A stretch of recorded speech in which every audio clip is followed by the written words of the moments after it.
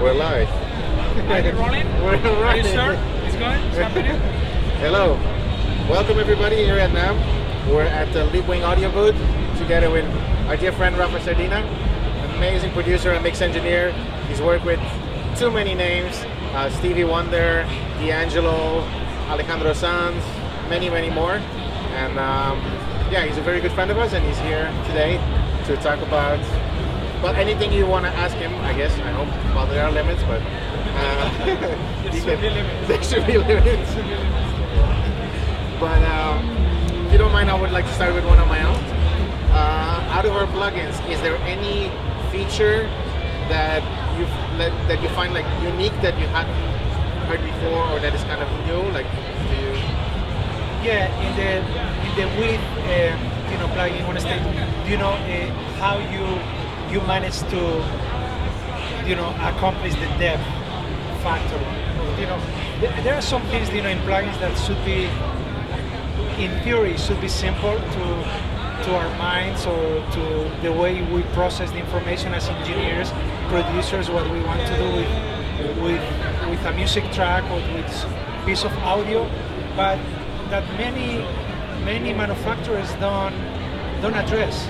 And I guess that sometimes they don't address it because they don't put themselves in the shoes of the mixer, right? And I know that you guys, you come from that background. You're mixers, you're master engineers. You actually use your own plugins. It came out from that need to get some plugin that did something that you actually needed. And that's one of the, obviously many other features, but that's one of the features that first struck me when I used them. Awesome, thank you, Rafa. Let's see if we have any questions from the audience. I do have a few more, but we can see if there's anybody wants to ask a question. Yep. Yeah, the plugins from Leapwing, they're mostly functional plugins, so for the width and for the dynamics. But have you ever used them in a more creative way, what you consider very creative? I always use them in a very creative way, no matter what plugin it is, and the same here for Leapwing. When people ask me, you just use the, this plugin to create depth, and automatically you think you're going to put it in an instrument. I don't necessarily put it in an instrument. I put it in a send in an effect send to a specific effect that creates modulation, and it changes the way it works, or in the return, or I create like a feedback loop with it with some other effect. And that's where it really gets you very unique results, because you are applying the science of something that's obviously it's very scientific. You create a plugin it has a very specific purpose, but then you apply it to your own use. That's the part where it is difficult. When we talk about presets, what presets do you use for this, for that? To me, it's not that as simple as creating a preset, because the preset comes with a specific use of it or a specific application. It's related to very often to something else. Is this plugin but being used for this in combination with this other machine, or with this reverb return from my SP 2016 reverb, or doing this, doing that. So yeah. Anybody else wants to ask a question? Real?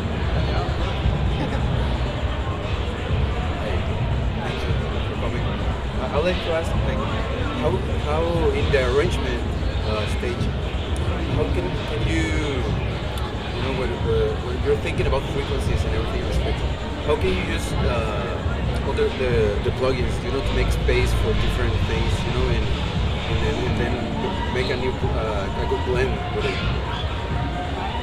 Your question is more like, how do I apply it in the production process, of the arrangement process, right? Even pre-production. I use all of the tools I have. I use it all. So during the pre-production. So when people think like, it's for mixing.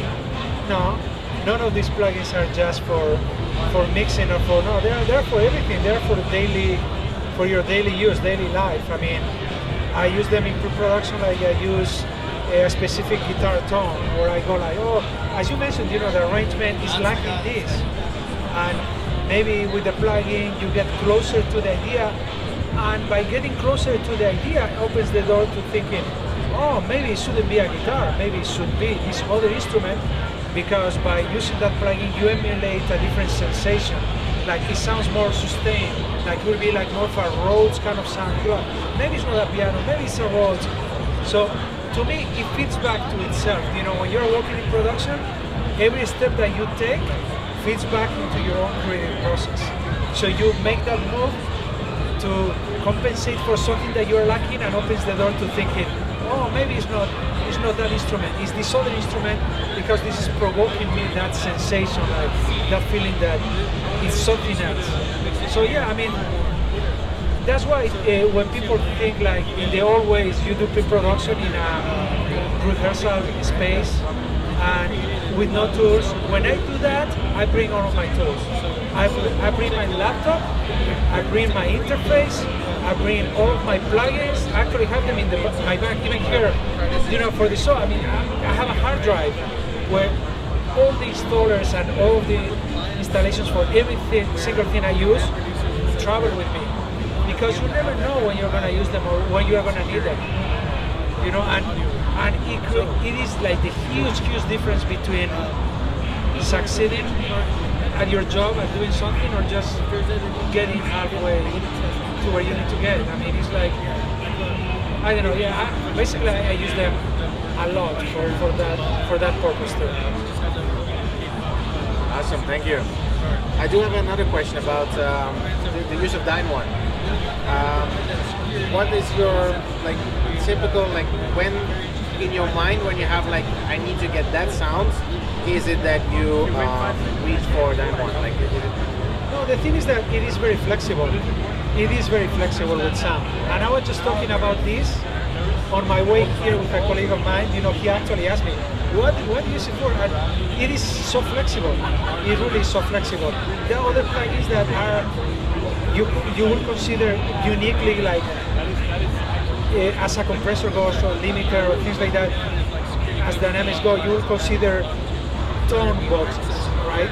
There are many compressors, even in the hardware world, that are basically considered just unique one-trick ponies as a tone box, or maybe two-trick ponies, you know, like only do a couple of things well, and that's what you use them for.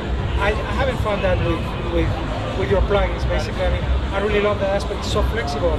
You can stretch it so much. So, yeah, and I like to stretch the capabilities of the plugins, you know. I like to go to what happens if you go all the way, you know. Like, that's the first thing I ever did with every single one. Went all the way, you know, with everything, you know. So, yeah. cool, thank you. Thanks a lot. Any other questions? Yeah. One question about the depth of stage one we were talking about. Addressing. I was wondering how the plugins change the result. But what I think is interesting about your plugin feels like it changes the source. Do you also think in that way, where you are more busy working on the source than just the result? You mean in the sense of... It feels like you move the microphone. No, absolutely. But that's what's so beautiful about it, because it really fulfills that purpose, you know, of the distance. You know, it's like when we're mixing and somebody was asking me actually today too, in one of the during the trade show, like how did you accomplish, you know, stretching the depth of an instrument, right? To stretch the depth of an instrument is not a simple task. People think like it's one thing that you need to know. There are several things that you need to do at the same time.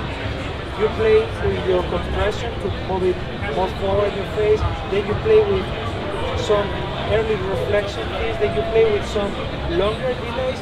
And then all of a sudden you have created like a depth without noticing any delays or noticing any reverb per se. You know, we're talking about more unnoticeable, you know, effect. And that's sort of like the purpose of, you know, creating the depth of the instrument without having to resort to such a cumbersome technique. I mean, I do that a lot too. I do it the other way around too, but this has been so helpful. It's like finally one thing that can actually stretch it in so many ways, many different dimensions, you know, and selecting the frequency, so you can select what content of the instrument, because every instrument is different. Even every bass guitar is going to be different. You are playing to a bass guitar, every single thing is going to be different. Has different harmonics, and the result is different.